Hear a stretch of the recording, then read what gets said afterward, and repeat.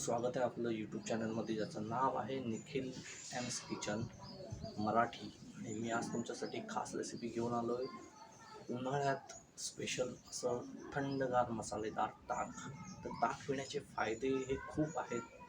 आता बघता तुम्ही की गरमी एवढी वाढलेली आहे की उष्माघाताचा त्रास हा खूप होत चाललेला आहे लोकांना. तर हे ताक प्यायल्यामुळे शरीराला थंडावा मिळतो, तसेच शरीराची पाण्याची कमतरता आहे ती लगेच भरून निघते. तर बाहेरचे कोल्ड्रिंक्स पिण्यापेक्षा हे जे तुम्ही जे घरगुती ताक आहे किंवा तुम्ही मार्केटमधून विकत घेऊ शकता, कोल्ड्रिंक्सपेक्षा नक्कीच चांगलं शरीरासाठी ठरू शकतं. तर ते घरच्या घरी कसं बनवायचं हे जे मी तुम्हाला सांगत आहे, तर त्याचे फायदे मी पहिले तुम्हाला सांगत आहे.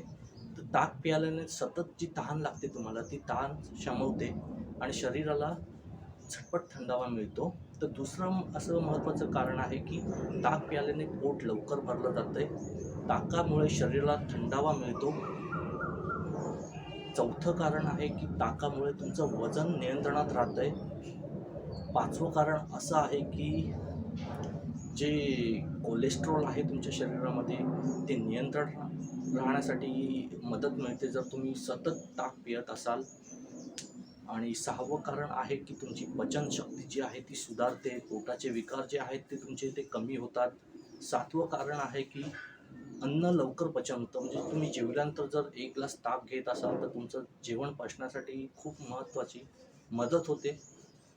आठवं कारण असं आहे की जर तुम्हाला गॅसचा त्रास वगैरे असू शकतो, तर तो त्रासही तुमचा शमवू शकतो दररोज ताक प्यायल्यामुळे. कारण की ताक हे खूप थंड असतं शरीरासाठी.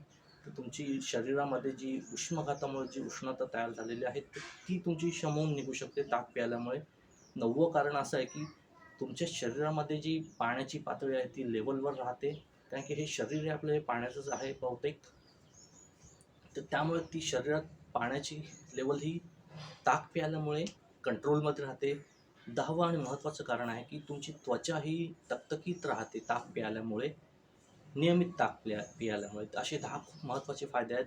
जर हे अमृतच म्हणावं लागेल की कोणी जर विचारलं की ताक हे काय, तर पृथ्वीवरील अमृत आपण म्हणू शकतो. तर हे असं ताक कसं बनवतात ते आज मी तुम्हाला दाखवणार आहे. आणि फायदे तर त्याचे तुम्ही जाणून घेतलेलेच आहेत आता. आणि तुम्ही माझ्या रेसिपीज नवीन नवीन नेहमीच बघत असता. तर हे आजची ताकाची रेसिपी मी तुम्हाला झटपट दाखवत आहे की ताक कसं बनवतात ते. तर पहा ताक कसं बनवतात.